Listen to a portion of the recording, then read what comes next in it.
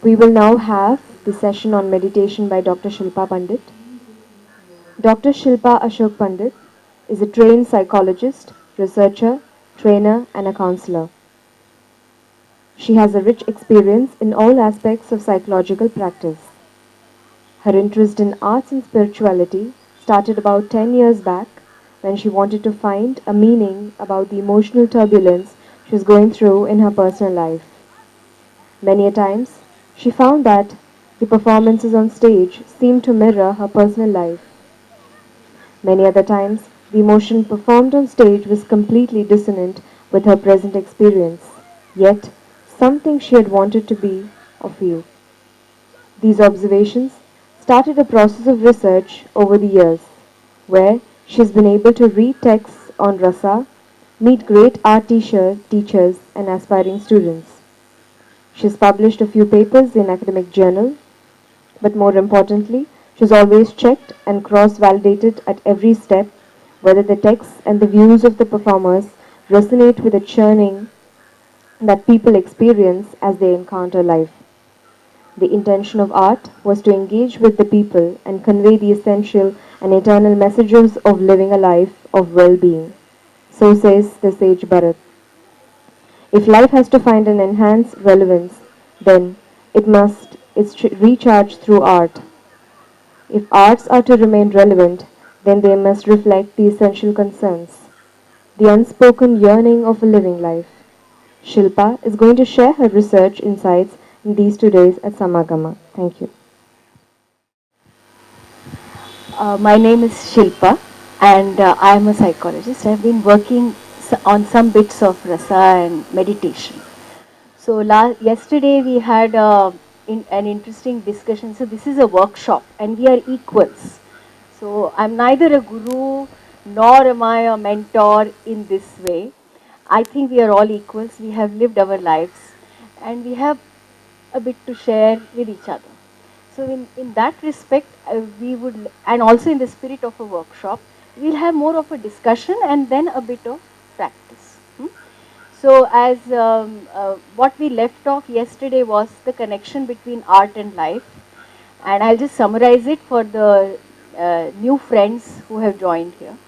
So we first looked at art and life, and there was one particular reference that I mentioned was the Taittiriya Upanishad in the Indian thought, which is in the Krishna Yajurveda Shakha of the Yajurveda, which talks about 2 or 3 words which are very important.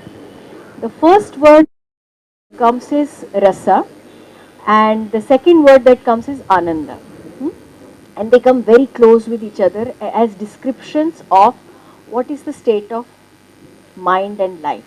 So there is one particular richa, which is raso vai saha, which has been an inspiration for all the scholars in Indian thought, all the philosophers, all the saints. And people have interpreted it from their own point of view. So, since Mylapore is the center of Tamil Nadu, of Chennai, Advait thought has thought about Rasovai Saha in a different way. The Vishishta Advait thought has thought about it in a different way. And they have interpreted the meaning of rasa. But the fact is that rasa is central then to the idea of well-being. So if we want to live a good life, then we talk of rasa. In Hindi sometimes when I used to work in the hospital and I used to say, kaisa chal raha hai? It means how is life and all. They would say, ras nahi hai. Means there is no rasa. They would say, niras hai. Niras means meaningless. So it is there in our languages even now. And that was the first thing that we discussed. And then we also saw that rasa is used in Natya also. So we have great artists here like Indira and Vijna and Ranjit and Sri Ram Prasad. And they constantly use the word rasa, and people are called rasikas. So we discussed the meaning of rasa both as self-realization, which is what it is in Upanishads, and rasa in Natya. And is there a connection between the two? Because yesterday we were discussing art and life and a discourse. So is there a connection between art and life, or the art of life, right? So this is what we started with, and with the way I have lived a little bit of experiences, I find that there are things that we experience. We go up, we go through ups and we go through downs.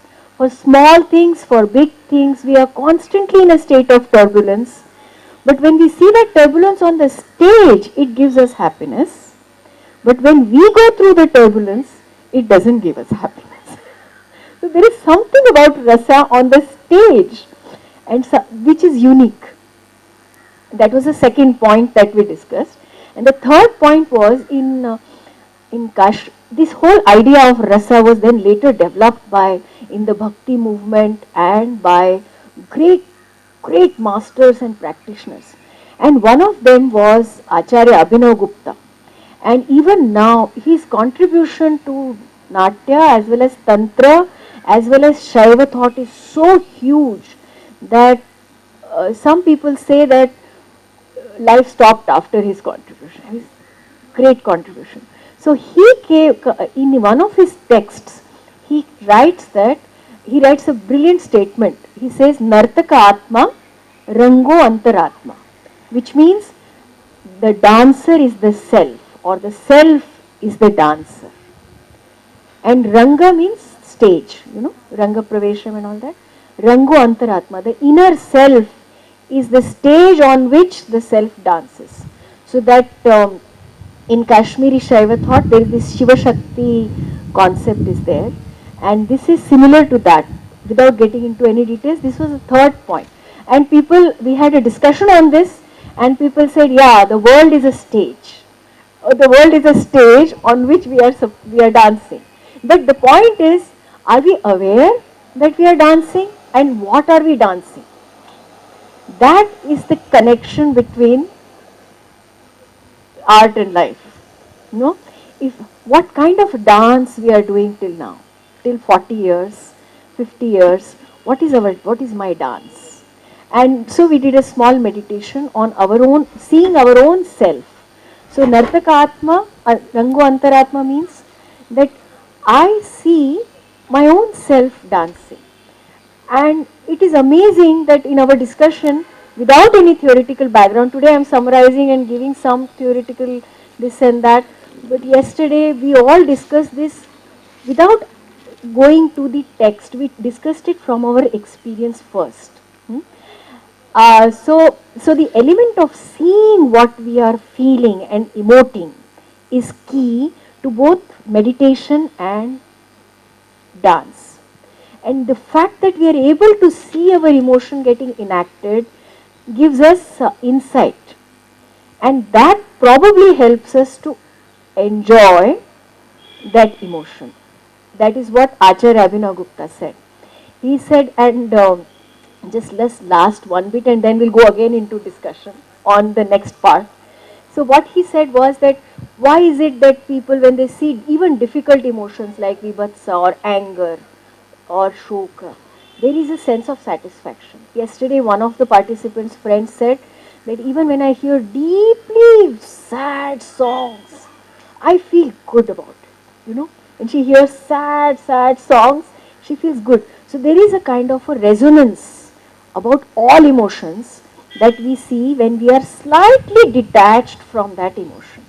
So he analyzed that whole experience, Acharya Abhinav Gupta.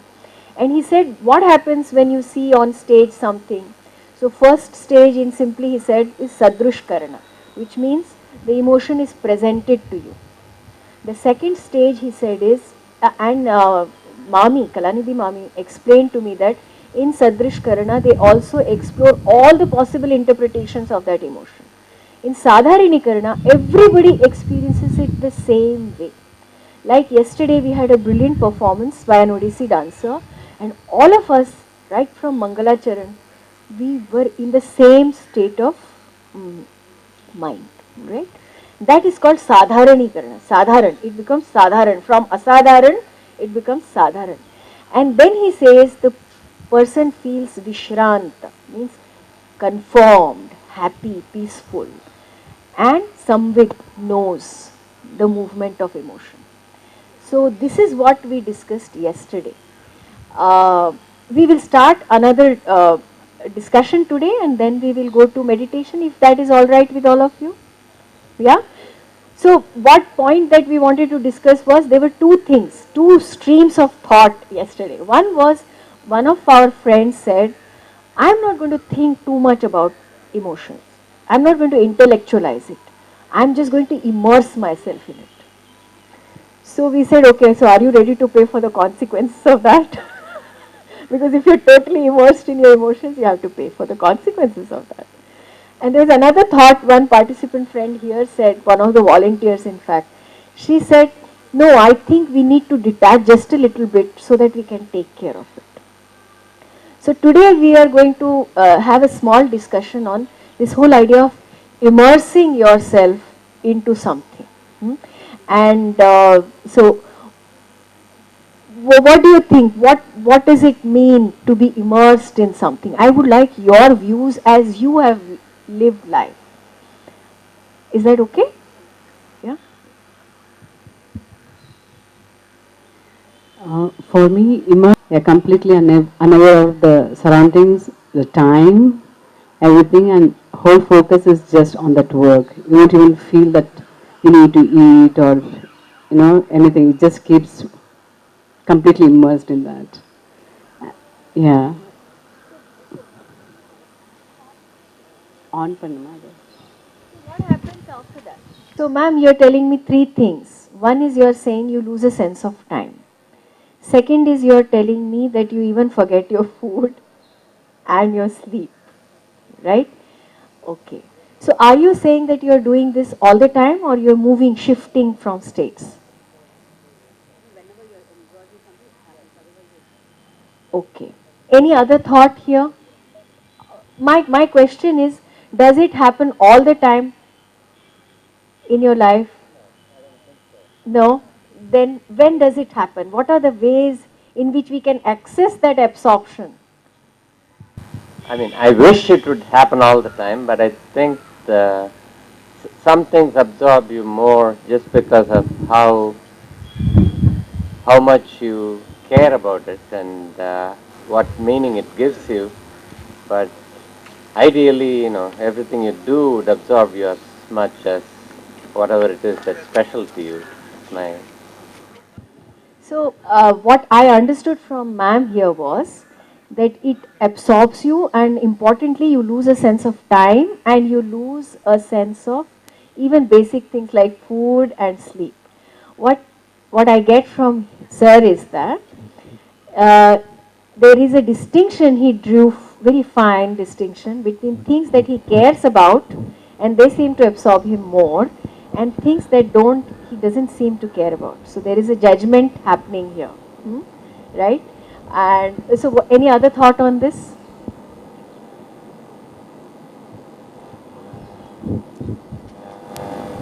I feel when you involve too much, there won't be clarity of thinking. You won't be able to think clearly. You will be emotionally guided rather than do what is right or what is wrong in that situation, maybe.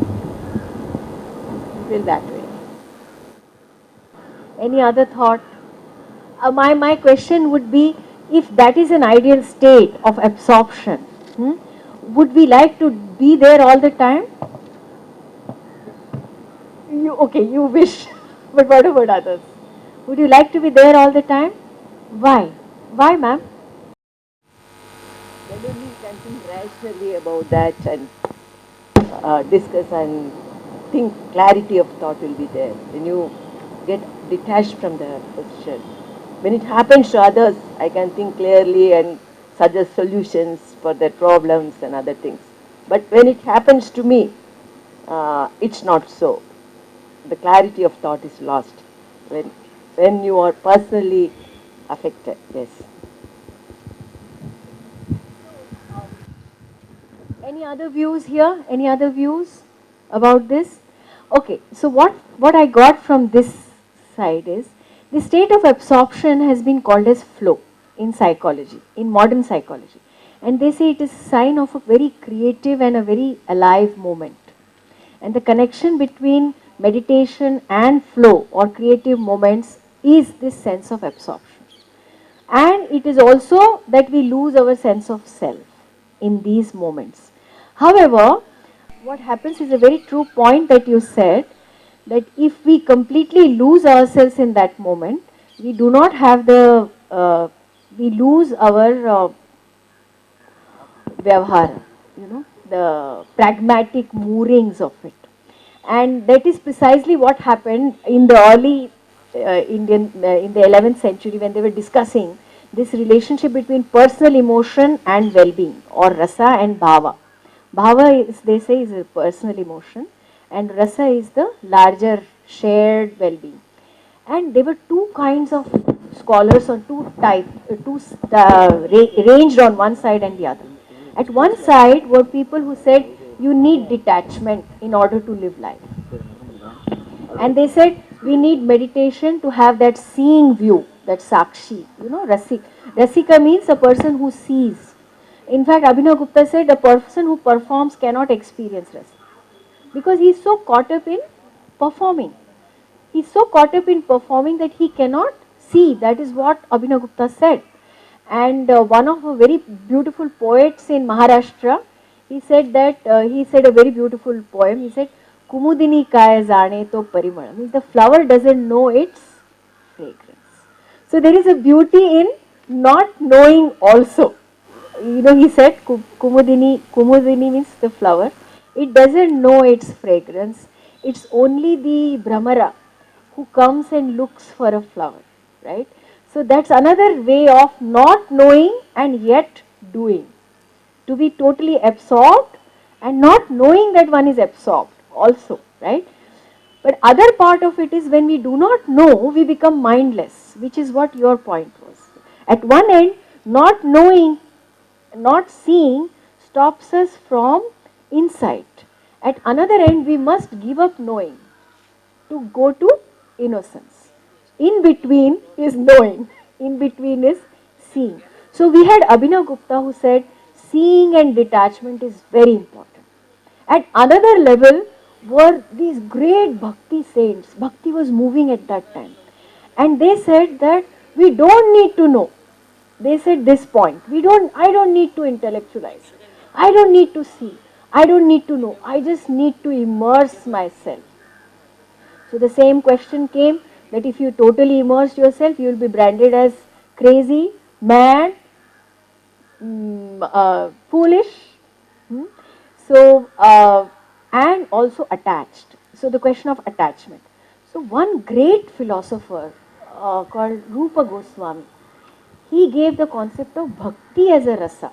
Before that, till Abhinav Gupta contributed one rasa. He said Shanta. Shanta was contributed by Abhinav Gupta. He said, when we see with quietness and we get insight, the rasa is Shanta. When we find happiness in all the emotions around and we don't get moved by them, the rasa that we experience is Shanta. We find peace. And he said this is the highest that you can get. All of us, when we see art, when we see Ravana's anger or ego, we still find it's okay. Or we, even in our meditations, or when we forgive others, out of sheer understanding. Okay, yeah, galti ho gaya. We find Shanta, Shanta rasa. But amazingly, most amazingly, Rupa Goswami put, and Abhinav Gupta put Shanta as the highest. Rupa Goswami in his bhakti, he said bhakti is a rasa, Bhagavad Rati, love for God. And in that love for God, I'll go mad. He said, I don't care for detachment at all. And most amazingly, he put Shanta at the lowest level of rasa. Amazing. Abhinav Gupta puts it at the highest level. He also says Bhagavad Rati. He also discusses bhakti. But he says Shanta is the highest that you can have with detachment, because you are seeing outside. And Rupa Goswami says Shanta is the lowest when you are totally immersed. Because what's his logic?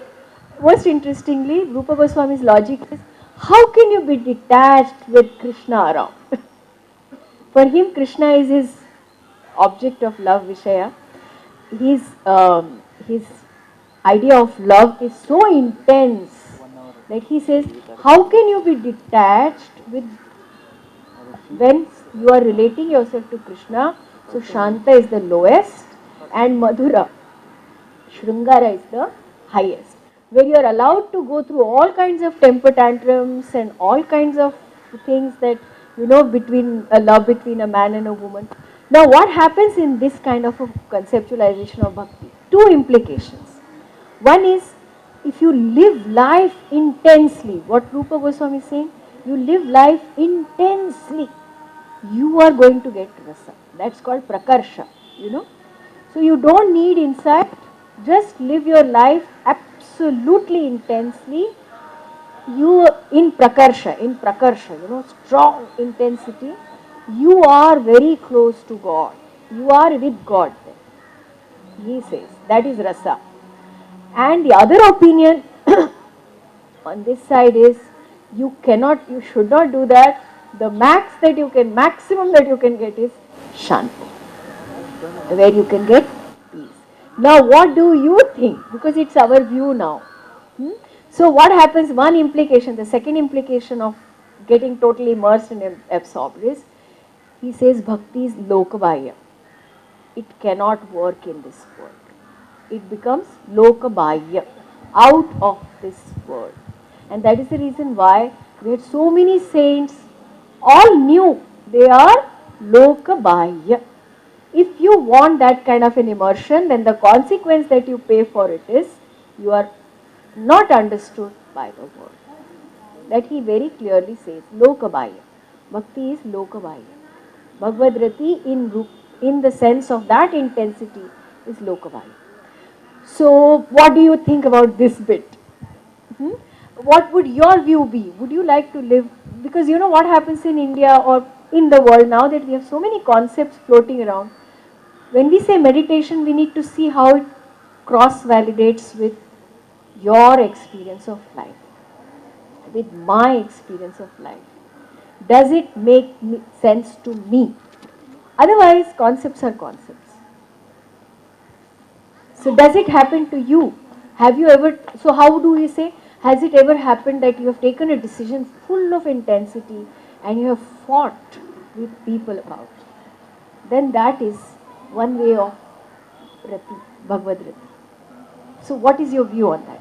Anybody, any thought, any rebellion here?